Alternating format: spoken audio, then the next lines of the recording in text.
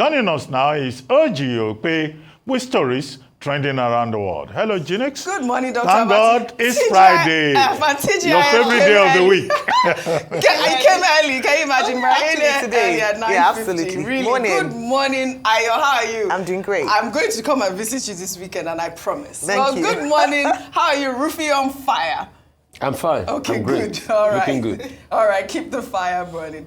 Well, good morning to you, viewers. Let's begin what's trending with reactions trailing the approval of the emergency rule in Rivers State by the National Assembly on Thursday, despite the call against a voice vote. Senate President Godwill Akpabio put the matter to a voice vote, with lawmakers overwhelmingly supporting the president's proclamation. Those in support of the declaration of the state of emergency in Rivers State say aye. And those again say nay. The ayes have it in unanimity. It is our hope that this declaration of a state of emergency in Rivers State by Mr. President will bring peace and ensure speedy resolution of all the issues that led to the impasse. Well, in the same vein, the seal of approval for the Senate's proclamation on Rivers State came via voice vote during plenary in the Green Chamber of the National Assembly on Thursday. However, before the House commenced debate on the President's request, House of Representatives member Obi Aguocha from Abia State raised a point of order, saying the constitutional procedures must be followed as stipulated in Section 305 and that head counts should be taken. Mr. Speaker, may I please ask? We already have our attendance registers, honorable colleague, and we will rely on that to ensure. Mr. Speaker, this is a constitutional. Yes, Can we do a head count, Mr. Speaker? We ascertain that we have a quorum. Yes. We ascertain that we have. Yes, yes. Our attendance register will guide us accordingly, honorable. Please. Our attendance registers will guide us accordingly. Members are still signing, and at the end of the day, we'll take attendance. Mr. Speaker, can that be made available now for the members to know whether we have formed a quorum? Whether we have formed a quorum, Mr. Speaker, as enshrined in the Constitution, Mr. Speaker, so that our deliberations are not going to be deliberations based on illegality. It is noted, honorable. Please, you can sit down. Sit down, please. Your point of order is noted. Please sit down. Aguocha right there stood for democracy. Let me take Peter Obi's tweet. He wrote, "You cannot determine a two-thirds majority by a voice vote. While a two-thirds majority is crucial, it does not justify bypassing proper procedures and undermining the principles of transparency and accountability.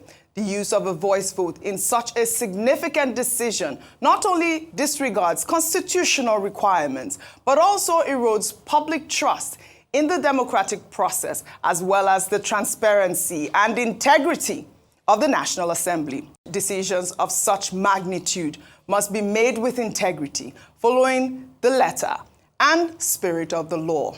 It is disheartening that a decision as crucial as approving an emergency proclamation, one that could alter the course of the nation, has been handled with such casual disregard for constitutional standards. The 1999 Constitution of Nigeria, as amended, clearly requires that such a proclamation must be approved by at least two-thirds of all members of each house, the Senate and the House of Representatives. A simple call of aye or nay cannot accurately measure this crucial threshold. When a supermajority is required, it demands a recorded vote, whether by division, roll call, or electronic means. This isn't just a technicality. It is a matter of law and legitimacy. The Senate standing orders and House rules were established to ensure that decisions of this magnitude are made transparently with accountability. Ignoring these procedures is not just an oversight, it is a betrayal of the democratic process. Well, in the meantime, President Bola Ahmed Tinubu on Thursday lauded the National Assembly for the patriotic approval of the emergency rule in Rivers State. In a statement released by Bayo Ononuga, the president's special advisor on information and strategy, Tinubu commended the lawmakers' decision to prioritize the security and welfare of Rivers above partisan interests and other considerations. Well, let me read a part of Bayo Ononuga's tweet. He wrote on X, "The crisis in Rivers State was at a perilous tipping point, threatening the security of vital oil and gas installations and undermining the national economy and the significant progress we have made in the reforms initiated since our administration commenced in May 2023. As I detailed in my address to the nation on March 18th, the near total collapse of governance, threats to federal economic assets, and the risk of widespread violence left no room for hesitation. This emergency measure is a lifeline to safeguard livelihoods, secure critical infrastructure, and restore democratic accountability. Today's decision exemplifies what our nation can achieve when unity of purpose and patriotism guide the actions of leaders. We remain steadfast in pursuing a safer, more prosperous Nigeria, one where every citizen's potential is safeguarded and nurtured. I mean, El-Rufai, you can see here, President Bola Ahmed Tinubu in this same tweet re-echoed his decision with regards to the stabilization of Rivers State as it pertains, the infrastructure, oil and gas pipelines. I believe that you have a report, or you saw a report saying that those pipelines that were alluded to had started so quickly. Operations so quickly. I mean, I wanted just your comment on that, because obviously this is a whole topic that we have to discuss really quickly and take more comments on social media. Okay, see, this is my comment on this. Mm-hmm. And for the arguments we're having today, as regards the pretext, and the question I asked is important. What was the pretext for a state of emergency? Mm-hmm. Number one, you said national or the security situation was hampered.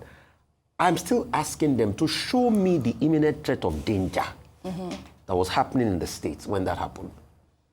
Because, you see, we should not be two-faced. I'm saying this thing because of posterity. When for over a month here, we had two speakers, two factions openly fighting the Lagos State House of Assembly. There was no imminent threat of danger there. Mm-hmm. So what was the imminent threat of danger? Was there a breakdown of law? Because the last thing I remembered was Governor Fubara going there and they locked the door. Exactly. And he left and he still was appealing to them. A day, the imminent threat of danger that they claim, a day before that thing happened, Arise still had on TV where he went to give some platforms to military officers or the Air Force or something. The state was going, what he was trying to do was able to represent the budget. Prior to this time, he has even called for new local government elections. Yeah. And amends were being made. So where is the imminent threat of danger? All of a sudden, we saw one pipeline being blown. And the next thing was working the next day. You must be able to tell us that, there was so much imminent threat of danger as regards pipeline being blown up. All right. And you must be able to give us a full investigation as regards what happened. You must be able to tell us, what warranted. See, let me tell you something, Oji. We speak to all sides. All right. Even people within President Tinubu's government knows that the call for state of emergency was high-handed. All right. They know. We speak to everybody. So we are saying this because of posterity of nation. Please. The idea of this imminent threat of danger, and we have to really find ways to educate Nigerians or to let Nigerians know what this imminent threat of danger is, because some of the conversations that we have had is maybe there's some sort of security intel that the National Assembly members know, or the Senate knows. We need to know whether or not this is it, because we don't understand why at this point people in the north have been complaining about threats of danger. We are seeing videos on social media. People are saying, okay, is this Rivers State? We're seeing soldiers were killed. There's no state of emergency. People are being killed on a daily in the north, and there's no state of emergency declared in those areas. So these is the sort of conversations that Nigerians are having at this point because of this decision by the National Assembly.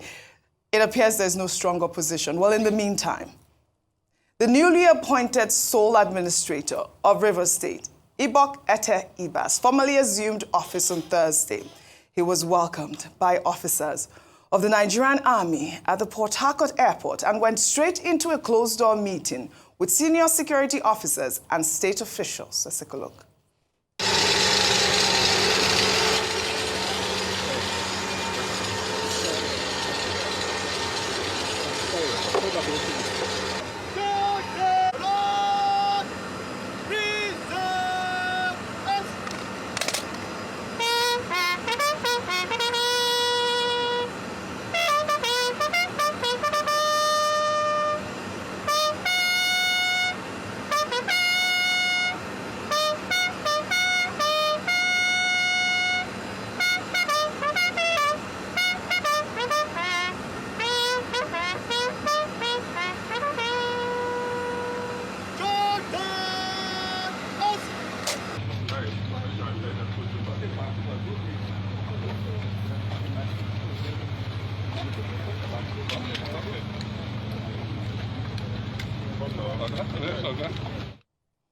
Rivers sole administrator there has assumed office. I'll take Dele Farotimi's tweet.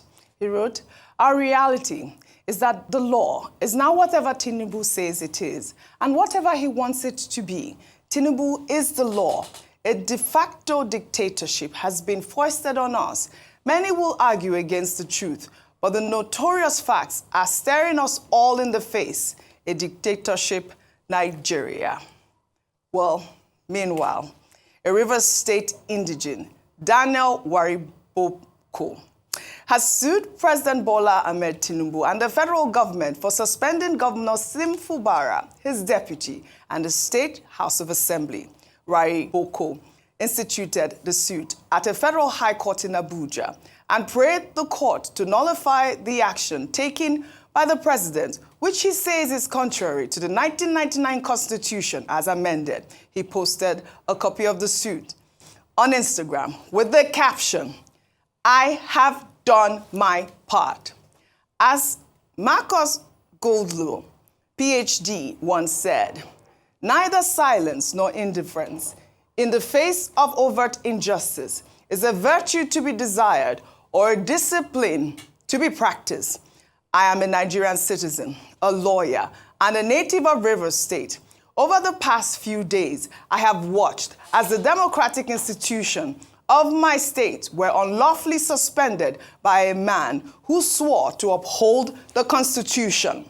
Today, I have submitted some of the questions weighing on my mind before the Federal High Court in Abuja, challenging the legality of the actions taken by the president." A congressman, John Lewis, of blessed memory, said, "Democracy is not a state, it is an act, and each generation must do his part. I have done my part."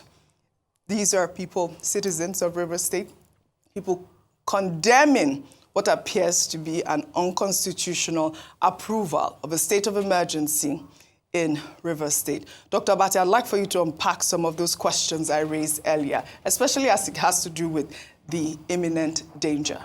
Okay, Section 305, sub 3, paragraph 2, I think. Paragraph 1 says, when there is when there is threat of war.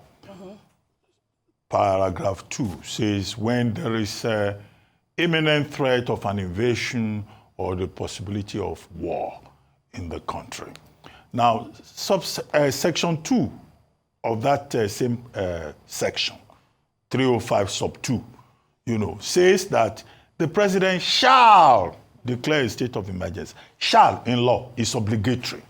So the president has a primary responsibility to prevent either war or a possible invasion of Nigeria, or a possible breakdown of law and order, or a possible threat of war in any part of the Federation.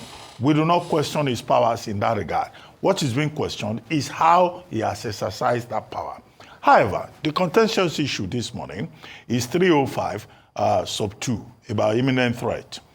Now, the president receives a lot of security reports. He gets the blue paper every morning from the Nigerian Intelligence Agency. He gets the report from the DSS every morning. I don't know what color the DSS is using now. It's a report. It comes in the morning, and the president, will read it and all of that. I don't want to give you. I got to know the various reports. He gets a report from Directorate of Military Intelligence. He gets briefing also from the National Security Advisor. And that is why sometimes, the president having a helicopter view, even if you are a presidential advisor, you tell him certain things, he may rely on those security reports to take a decision.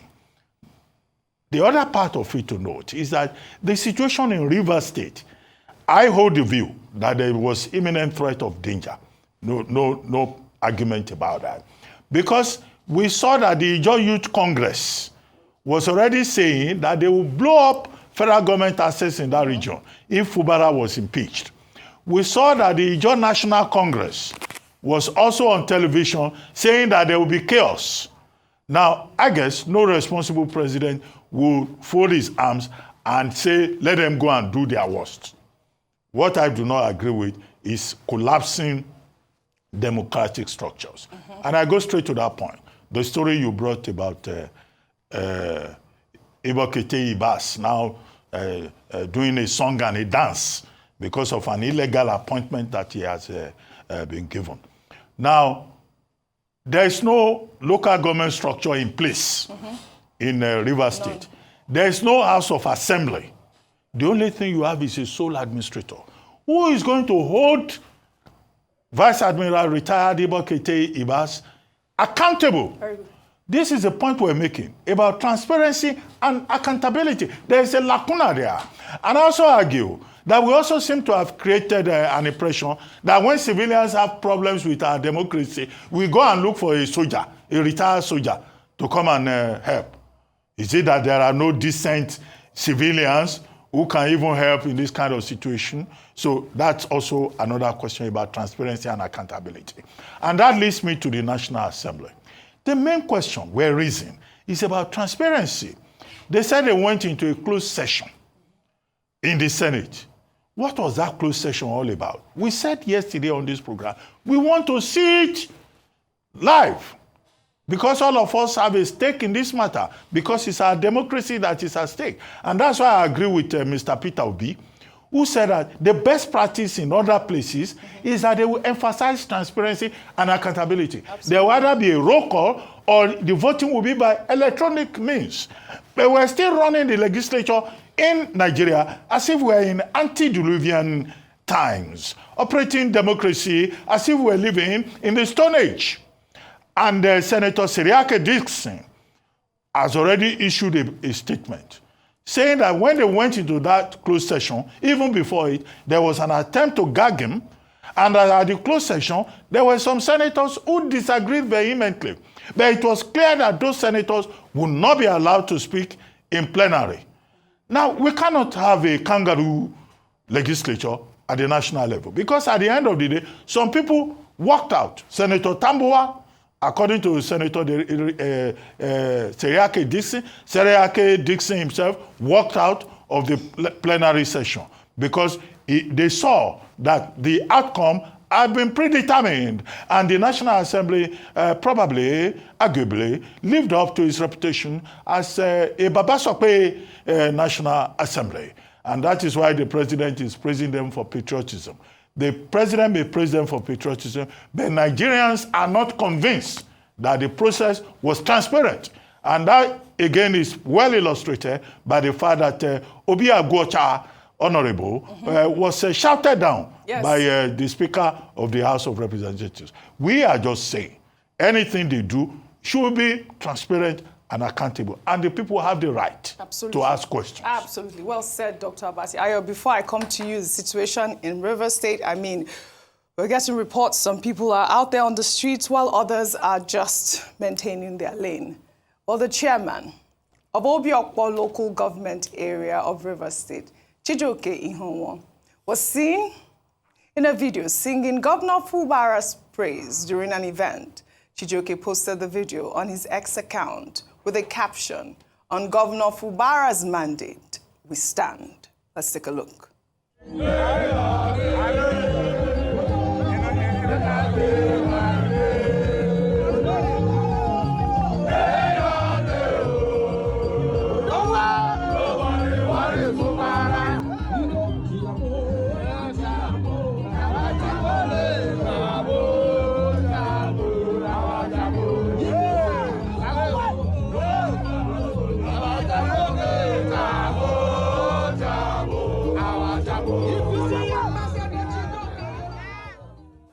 All right, we don't know when this event actually took place, but he posted it yesterday on his X account, sending a signal that they are standing, that they are standing behind a Fubara. I'd like for you to touch on this, as well as the lawyer from Rivers State who sued President Bola Ahmed Tinubu for suspending Governor Fubara. His name Daniel Wariboko. Yes.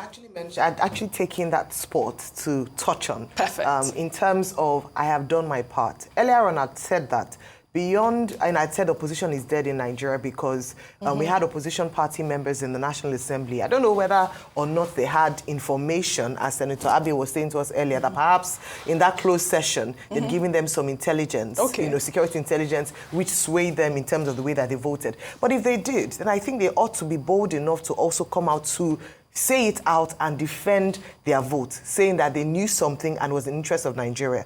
If it was truly transparent, we won't argue about it so much. One of the biggest things as well is the lack of trust in the people that are there, whether it's from the president, the processes, and why a lot of people are seeing more of a political undertone as opposed to it being in the interest of Nigeria because of critical assets that could be endangered. Now, Daniel has a right. He's gone he's a major stakeholder, as we've said, because he's a Rivers State man, and he's approached the courts to challenge the legality or constitutionality of the president's decision. And this is one citizen who has decided to take his civic responsibility. Absolutely. We cannot just stay as citizens on social media, comment, and not just us. I mean, we are the fourth estate of the realm. We have the opportunity to also hold government to account. But Nigerians have the right to have their voices heard through the representatives in the National Assembly. And there are many ways that can be done. If it seems like they're not representing your views as you voted them in for, then you can recall them. But we know that that's almost now impossible.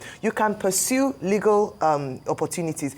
We cannot just sit down and talk, complain. They will move on to the next situation. So many issues happen, and they know the ways of Nigeria. You talk now, tomorrow we forget it. Let them just bring, one of those popular reality shows. Everybody moves on, and we continue to recycle. I even took it back to the cycle of elections. If you are pathetic during elections, you have no right to complain when things like this break down because you are part of the problem.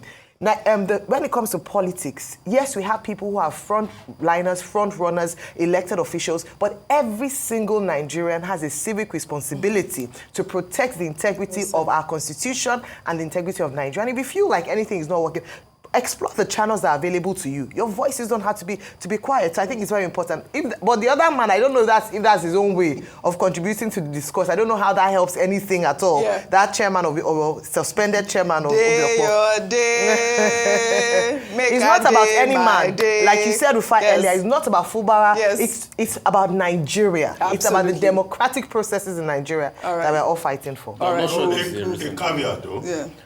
These people singing day or day, they sound like an Ogogoro squad. So I don't know whether... But he's the executive chairman of... that's what he wrote, executive chairman of... They were busy drinking and carrying cups, so were they making their statements under the influence? But that's by the way.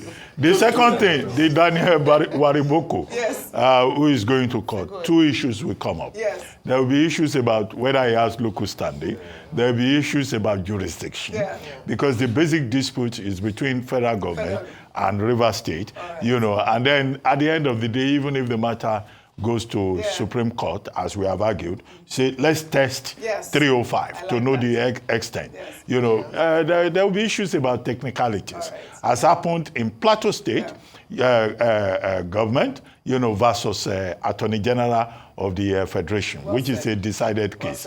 So, but that he has played his part. Yes. As a citizen, he it. has expressed himself. This is it. But there will be technical issues Yes, that could and that is what I love about the deflate. story. And that's the message out there. We all have to do our part to continue to foster democracy in Nigeria. Speaking about strong opposition, in another development, former Vice President Atiku Abubakar has announced a coalition with Labour Party leader Peter Obi and former Kaduna State Governor Nasiru El-Rufai to challenge President Bola Ahmed Tinubu in the 2027 elections. Well, during a press conference in Abuja on Thursday, Atiku confirmed that discussions are underway to unify opposition forces against the ruling All Progressives Congress. Let's take a look. Are we seeing this united front go ahead into the 2027 general election, thus assuming is the bet of a major opposition against the APC?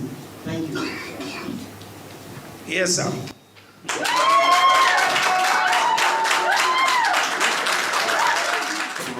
All right, Rufai, you're saying it's not going to work. Let me read Bayo Onanuga's tweet before I come to you, Rufai. Bayo Onanuga wrote on X, he said, "My message to the coalition of Tinubu haters. President Tinubu is focused on governance to build a prosperous country.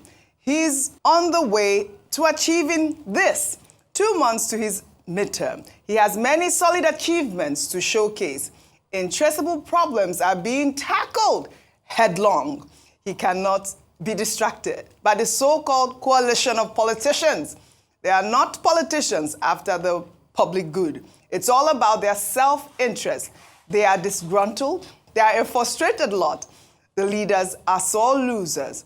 The coalition is an amalgam of Tinubu's haters. Their agenda is to stop Tinubu, but of course, that's what their agenda is, to take over the ruling All Progressives Congress. But the idea about a strong coalition, and we've been talking about this issue of the strong opposition and how it can work in many climes. There are strong opposition, and that's the only way a true democracy can be practiced. And I want to read this Peter Obi's tweet again before I come to you, Rufai, because it was a flurry of tweets, and this is part of it. He wrote, "An effective opposition can only exist within a system that supports proportional representation, an approach practiced in countries like South Africa and Indonesia. In South Africa, for example, the National Assembly has 400 seats.